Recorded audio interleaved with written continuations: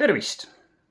Inglise keeles on jõusaalis tehtava lihastreeninguga seoses olemas väga laialt kasutatav väljend body-mind connection, mida võiks tõlkida kui aju ja keha ühendust ja natukene harvemini kasutatav väljend, mis annab siiski asja olemust paremini edasi, ehk muscle-brain connection ehk siis lihase ja aju ühendus.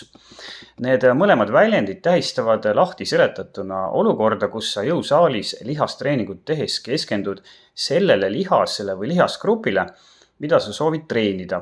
Ja eeldusel, et nii tehes aktiveerid sa harjutuse ajal seda lihast enam ja treeningus saadav kasu on suurem, ehk siis su lihas kasvab kiiremini ja saab rutem tugevaks.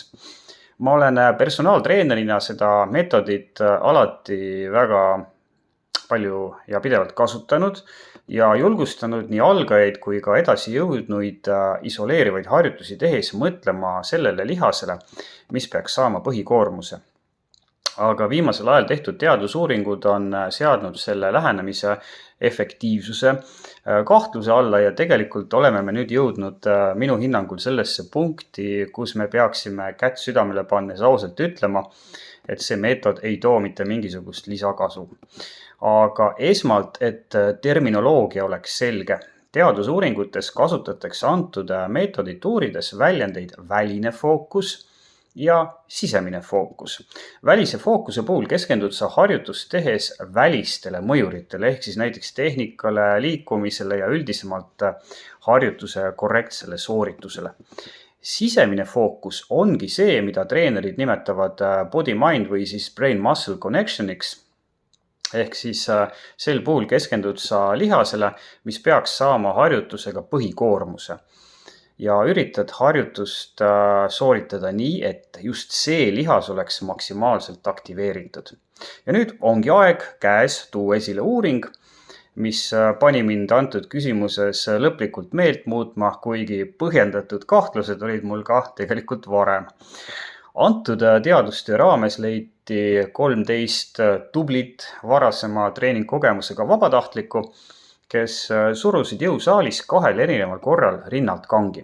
Esimesel korral keskendusid nad ainult harjutuse sooritamisele, ehk siis tegemist oli välise fookusega, ja teisel korral kasutasid nad sisemist fookust, ehk siis mõtlesid pingsalt oma suurele rinnalihasele, mis on selle harjutuse puhul lihas, mis peaks saama põhikoormust.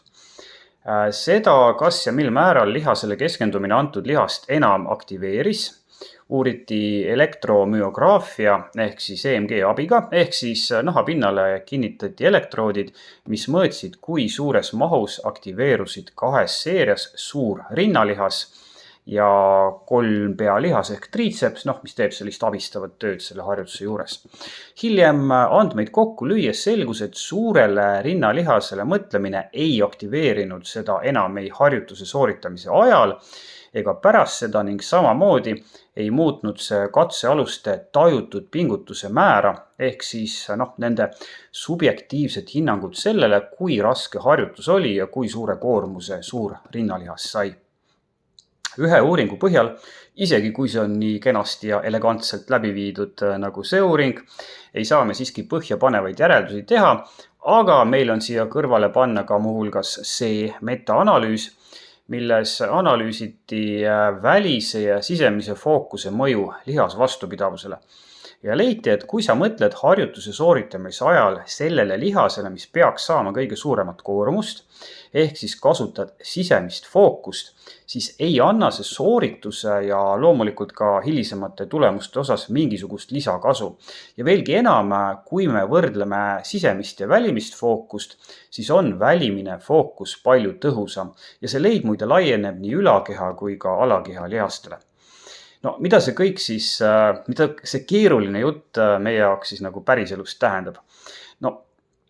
Minu kui personaaltreeneri jaoks ütlevad need uuringud, et mul ei ole mõtet rääkida oma kliendile, et ta peab keskenduma harjutuse sooritamise ajal lihasele või lihasgrupile, mis peaks saama põhikoormuse, sest sellest ei ole lihtsalt mitte mingisugust kasu ja tegelikult võib sellest olla isegi natukene kahju, sest algajate puhul on niigi alguses palju asju, millele peab mõtlema ja lihasele keskendumine võib tulla näiteks näiteks tehnika arvelt.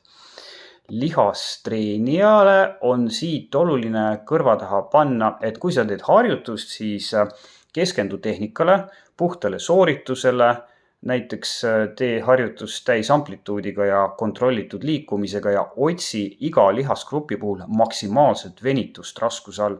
Ja ära mõtle lihasele, mida sa peaksid aktiveerima, sest esiteks pole sest mitte mingisugust kasu.